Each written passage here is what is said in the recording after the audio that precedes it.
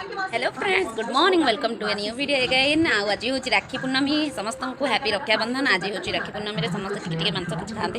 आमर भी आज मटन आसी, कारण मार बहुत दिन आसा मटन खायापी आनी हो नाला बैदे आज आसीगला। आज तार सब इच्छा फुलफिल करदे।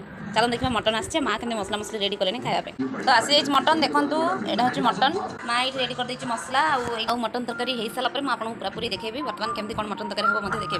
बाटी मसला को जोगाड़ रखा मसला को बाटिदेले माँ तापर तेल पकईकि से पिज पकईदेले जहाँफल प्रेसर कुकर में तेल गरम होगा पिज लाल होगा आ कि हलदी गुंड दे रखा बाटी रखा मसला को पकईदेले किसी समय तक पूरा जोर से घाटिले से अल्प पानी दे कौन कले ना ताकू पुणी जोर से घाटिले ताफल मसला आ तेल अलग होगा पर्यटन घाटे आ लाल होगा पर्यटन आ कि से रखि मटन को पकईदेले मटन में पकई सारापर से अल्प पानी दे लुण पकई